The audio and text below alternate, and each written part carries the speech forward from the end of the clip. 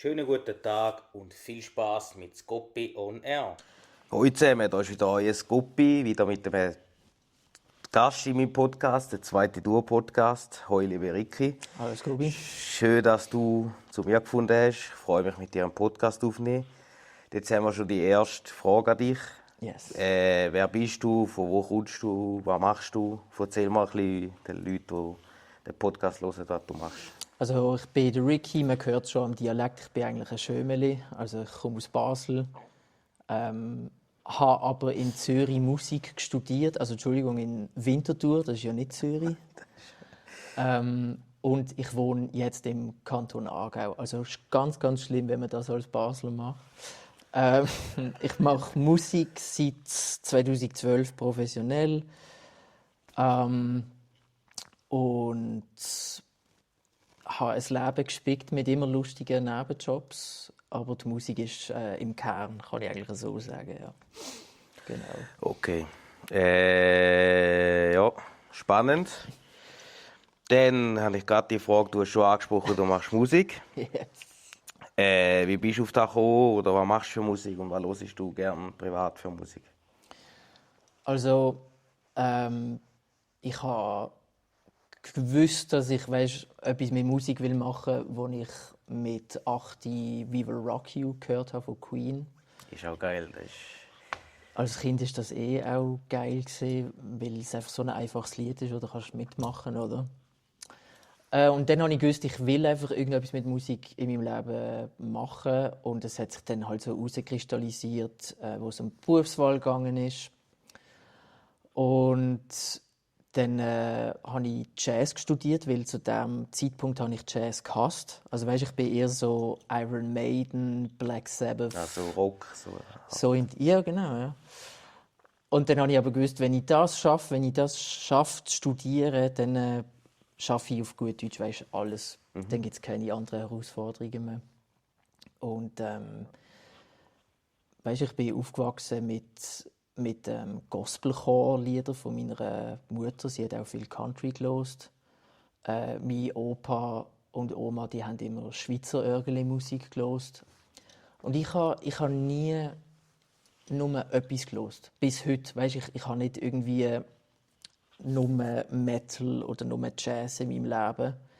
Und ich finde, die Einstellung musst du auch ein bisschen haben als Musiker, weil wenn du von Musik leben willst, ich bin heute zum Beispiel auch noch in Altersheim, wo ich Klavier spiele und dann mache ich Udo Jürgens oder so. Ja, da musst du flexibel sein. Halt. Genau, ja. Und Ich bin auch so, ich höre auch Hörbild. Genau. Ich höre nicht ein. Vielleicht habe ich mal so Wochen, wo ich mehr da höre oder Wochen, wo ich mehr da höre, aber ich bin auch so der, der alles hört. Ja, und wenn du eben noch Geld damit verdienen willst, dann ist das eigentlich die beste Einstellung. Aber die Songs, die ich selber wirklich schreibe und so, die sind halt meistens im Bereich von, also das sage nicht ich, das sagen Online-Magazine über mich. Tönt schnell mal nach Prince, George Michael oder Queen kommt auch noch sehr oft vor in diesen Reviews.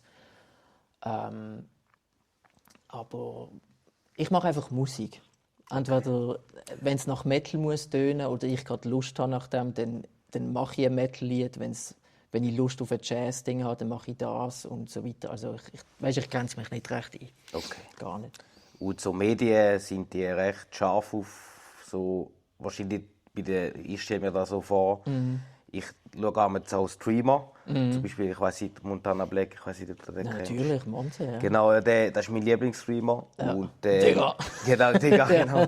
Den schaue ich mega gern. Ja. Und bei ihm finde ich mega krass, wenn er einen Fehler macht. Dann macht er so und alles, ganz Social Media weiß da und weißt du, was ich meine? Ja, voll. Medien sind so schnell, du darfst ja heutzutage keinen Fehler mehr erlauben. Voll.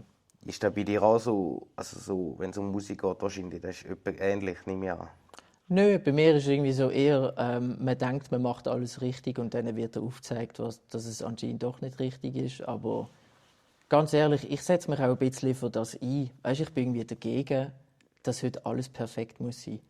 Bin ich wirklich. Ich finde so, wir haben echt verloren, dass man das was uns, oder das, was mich, wie soll ich sagen, aufmerksam macht auf einen tollen Mensch, ist, wenn ich gerade sehe, was eben nicht perfekt ist. Und irgendwie getraut sich niemand mehr, einfach so miteinander zu reden, wie man einfach an einem, ich sage jetzt mal, an einem Stammtisch auch redet. Weil alle wegen Social Media oder eben genau auch in dieser ganzen Streaming-Szene, man will keine Fehler mehr machen, man will perfekt sein, aber der Monte ist eigentlich ein super Beispiel, weil ich bin ja auch Fan von ihm geworden, genau weil er nicht korrekt ist. Genau, weil er halt das sagt, was er denkt. Genau. Ihm ist egal, was denn die anderen sagen. Da finde ich halt auch... Genau. Da gibt es andere, die nicht so sind und da finde ich ein bisschen speziell. Also ich habe lieber, wenn du direkt bist, so wie er und raushaust. Genau. Und wegen dem, allein meine Musikproduktionen, die ich amigs mache, heute, weißt du, hast die Technologie, wo du jeglichen Fehler rausputzen kannst. Und ich meine, bei mir, also es gibt peinliche Sachen. Im einen Lied hörst du einen Hund im Hintergrund bellen, weil halt der Besitzer vom Studio einen Hund dabei hatte. Aber ich habe es dann extra drinnen gelassen, weil ich einfach so denke, nein, man sollte ja noch merken, es hat ein Mensch gemacht und so weiter. Also ich bekomme jetzt nicht so viel mit, weißt, irgendwie von Online-Magazinen oder Reaktionen bei Konzerten, das ist nicht richtig oder das ist, da ist etwas falsch gemacht, zum Glück.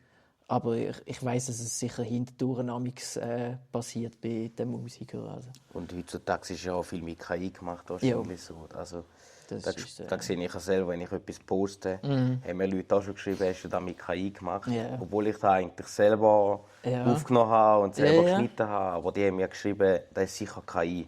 Ja. Also, nein, das ist nicht KI. Nein, das ist... Aber das ist ja auch hure frech. Also, dass das ja, Feedback eigentlich schon, ja. Aber dann kommst du so Feedback über, dafür kommst du aber dann auch mal gutes Feedback über. Das ist ja, so. voll. Ja, spannend, ja. Wie bist du auf deinen Namen gekommen auf Instagram? Das nimmt mich echt Wunder, weil ist irgendwie speziell, aber gleich. Also du meinst der Ricky Bombast? Ja, genau, oder? ja. Also mein Künstlername per se ist eigentlich Leroy Brown. Und den hat es so nicht mehr auf Insta.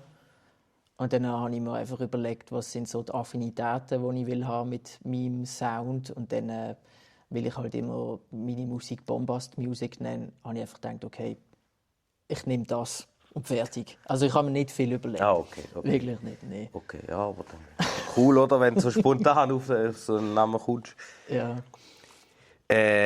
Wie lange hast du, wenn du ein Reel machst, so, ich sehe auf Insta bei dir, machst du ziemlich viel, wie lange hast du, um das produzieren, bearbeiten, bis es online ist und den Text und so machen und wie lange geht das? Also ich zum Beispiel habe nur für Schneiden und so 20 Minuten, das Aufnehmen geht ja immer so sporadisch, ich mache viel beim Arbeiten, nehme ich die Kamera wieder, dann hänge ich sie an und mich filmen. Am Abend schneide ich es dann so. Ich habe um die 15 Minuten. Für was für ein Endprodukt denn? Wie lange ist es denn, das Endprodukt? Es ist immer so 1-2 Minuten. So. Ja. Aus 5 Videos mache ich so einen Zusammenschnitt. Du machst du das überhaupt selber? Oder machst Ja, du ja. Nein, ich mache alles. Machst du ganz... Ich mache alles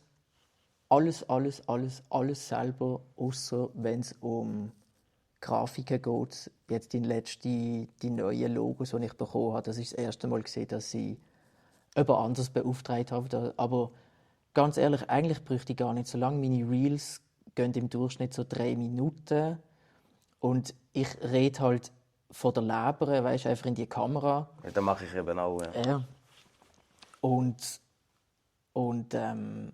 ehrlich gesagt bräuchte ich eigentlich nicht so lange, aber ich mache immer noch Subtitles, weil Schweizerdeutsch ist einfach noch nicht die KI ist noch nicht ready für Schweizerdeutsch gerade zu erkennen.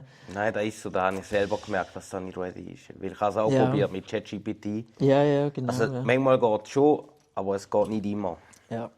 Und ich übersetze halt, weil ich doch recht viele Leute habe, also recht viele Fans oder Follower haben, die halt nicht Schweizerdeutsch können. Und das braucht eigentlich immer am längsten, weil gewisse Sachen, die du auf Schweizerdeutsch sagst, kannst du einfach nicht 1:1 gut übersetzen. Und dann nehme ich dann wirklich eine ganz andere Übersetzung ins Video machen, wo eher in den Sprechflow passt von einem Englischsprechenden. Und das braucht dann amix schon 20 Minuten, Das Video braucht 7. Also ich glaube, 1 Stunde habe ich schon für ein Reel. Um wirklich ein Reel zu machen, wo ich zufrieden bin, wo der Sound passt und alles. Ja. Ja, ich kenne auch jemanden, der macht auch so Reels beim Arbeiten und so.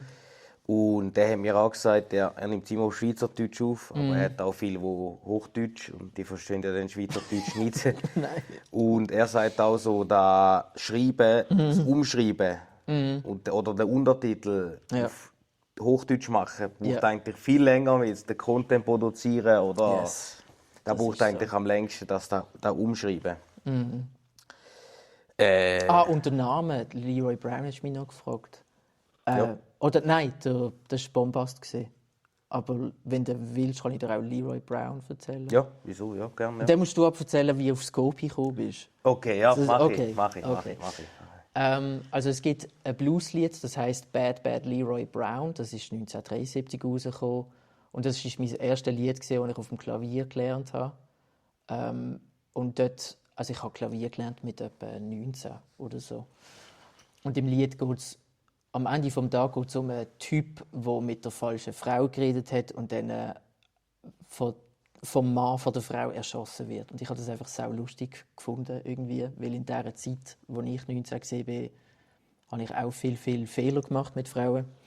Und es hat einfach gepasst. Und dann wirklich in der gleichen Woche habe ich von meiner Lieblingsband Queen ein Lied entdeckt, das geheißen hat, übersetzt «Bring den Leroy Brown zurück». Also «Bring back Leroy Brown» hat es geheißen. Und in diesem Lied sind Sachen gekommen wie er hat kein Hirn, aber er sieht gut aus. Und alles noch so Sachen, die einfach voll gepasst haben zu dieser frechen Zeit, sage ich jetzt mal, die ich dort hatte. Und dann habe ich so gefunden, hey, ich bringe ihn zurück. Also ich nehme den Befehl von «Bring back Leroy Brown», ich bringe den zurück. Okay. Und dann Ricky Leroy Brown. Krass. Aber Scopy, das nimmt mich Wunder. Ja, also ich habe ja schwere Kindheit gehabt. Ich sage jetzt mal, nicht so eine einfache Kindheit gehabt. Ich habe Legasthenie und Rechtschreibschwäche und bin wegen dem auch gemobbt worden früher in der Schule. Ja. Und dann habe ich schon in der Schule und Werkklasse und alles habe ich gemacht und dann musste ich eine Lehre machen. Dann habe ich in Schaffhausen haben wir so eine Stiftung, die für so Leute extra ist, die dort hin können, die wie im zweiten Arbeitsmarkt mehr geschützt sind, die nicht so konfrontiert werden. Dann bin ich dort hin. Und dann habe ich 2 Jahre eine Ausbildung gemacht, aber das Problem im ersten Arbeitsmarkt wird nicht anerkannt, weil es nicht EFZ und nicht EBA ist. Dann hat es geheißen, sie wollen dich eigentlich wieder in den ersten Arbeitsmarkt integrieren. Ich bin ja so Maschine-geil, sage ich jetzt mal so. Ja, ich sehe es. Ja, ich bin so voll, wenn es Maschine, dann bin ich voll dabei. Dann bin ich so schauen und dann bin ich jetzt auf die jetzige Firma gestoßen, die ich jetzt arbeite. Die haben viele Maschinen. Dann der Chef von dort kennt mich schon, seit ich so groß bin. Ja. Dann musste ich nochmal eine Lehre machen. Und der ist an dem Tisch gesessen und hat gesagt, wenn der Nico bei mir eine Lehre macht, dann ins EFZ. Ich habe ihn mit Sorgen angeschaut und gesagt, du spinnst doch, ich doch nicht. Er so, doch, das machen wir jetzt, das machst du. Und jetzt habe ich abgeschlossen, letzten Sommer, EFZ. Hätte ich selber nicht gedacht, danke. Und wegen dem Scopy, oder er hat mich dann eingeladen, er macht auch Podcast. Ja. Er hat mich dann eingeladen, dass ich meine Geschichte erzählen kann. Dann habe ich so gemerkt, das ist eigentlich noch cool zum Podcast, zum Schnorren mit jemandem und so. Darum mache ich jetzt das auch. Und Scopy ist eigentlich so, mein Nachname heißt Scopeliti. Und früher haben meine Klassenkollegen mir immer Scopy gesagt. Das ist immer oder jetzt auch noch so. Meine Kollegen, die einen, sagen mir nicht Nico, sondern immer Scopy. Okay. Und darum bin ich so auf das gekommen. Ja. Und ohne er habe ich halt wegen dem Podcast und so gemacht. Ja, geil. Die sagen mir eigentlich immer Scopys. Ja. Ich höre selten meinen normalen Namen. Also ich höre mehr Scopy. Ja, ich finde es passt super, Scopy. Ohne, dass ich die kenne. Aber ich habe einfach so, als ich es gesehen habe, so gedacht, ja, das ist der Scopy und fertig. Ja. Geil. Ja. Dann hast du mir gesagt, du hast bei Nintendo geschafft. Yes. Aber da machen wir einen zweiten Podcast über da und nicht in dem, weil dann hört ihr den anderen sicher auch. Danke, dass du da bist im ersten Podcast. Bitte. Wir nehmen jetzt gerade noch einen zweiten auf und der kommt dann auch online. Macht's gut. Ciao zusammen. Machen wir 2 draus, weil sonst wird es zu lang.